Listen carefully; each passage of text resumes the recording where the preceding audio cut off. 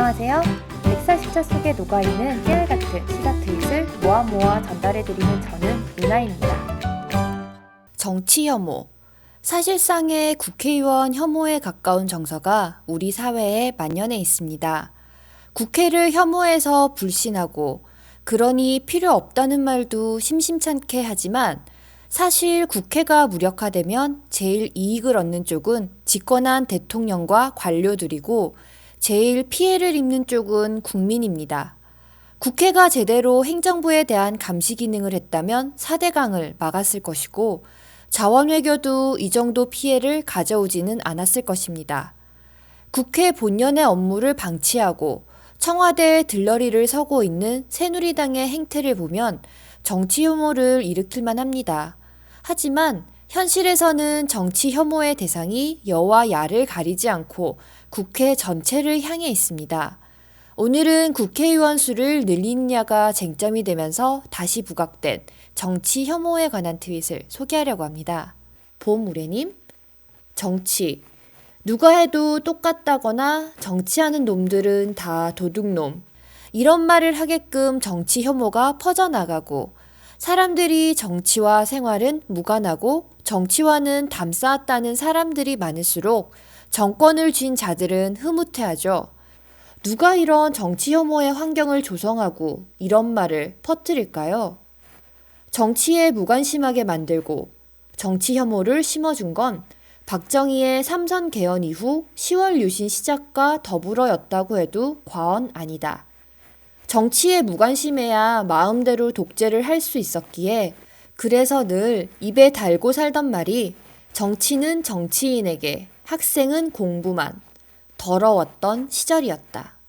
모래님, 자격 미달에 일 안 하는 국회의원을 뭐하러 늘리냐는 분들은 잘 생각해 보셔야 한다. 그게 국회의원 수 때문인지 아니면 그들을 뽑는 방식에 문제가 있는 건지. 거꾸로 생각해서 의원 수 줄이면 일 잘하는 사람만 남을까? 이건 정치 혐오의 다른 모습에 불과하다. 메타포님, 국회의원 의원수 줄입시다 라고 얘기하는 의원은 두 가지 경우다.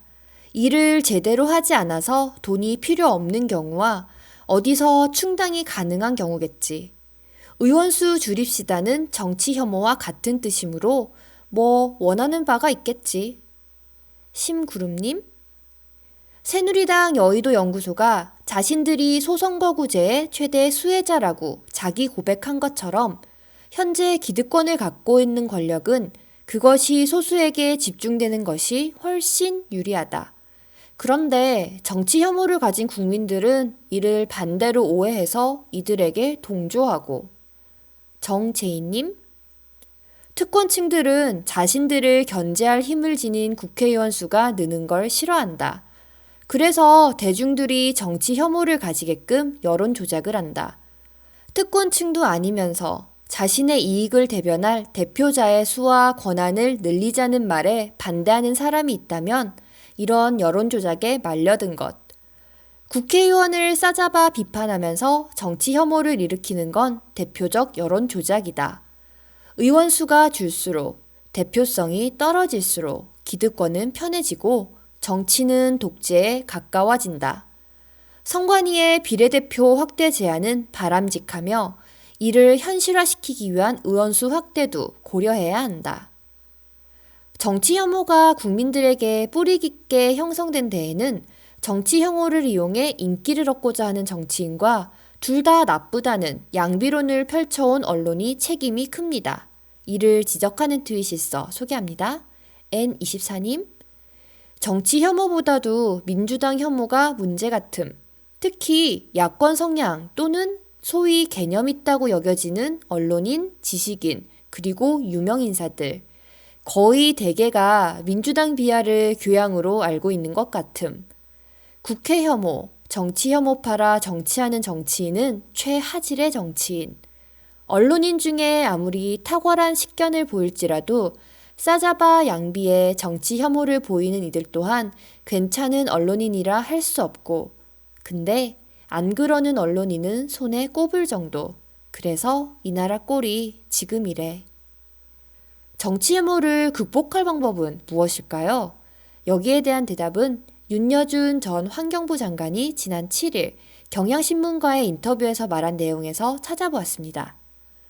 기득권을 가진 기성 정치인들이 스스로 바뀌리라고 기대하기는 어렵기 때문에 결국 유권자들이 정치 혐오와 불신이라는 감정적 소비를 넘어서는 힘을 보여줘야 한다. 민주주의도 지도자도 그 나라 국민 수준을 반영하는 것이다. 민주적 시민의식이 있지 않으면 못하는 제도가 민주주의다. 정치 혐오와 불신을 넘어서야 한다는 말씀을 마음에 담으며 오늘은 여기에서 마칩니다. 안녕히 계세요.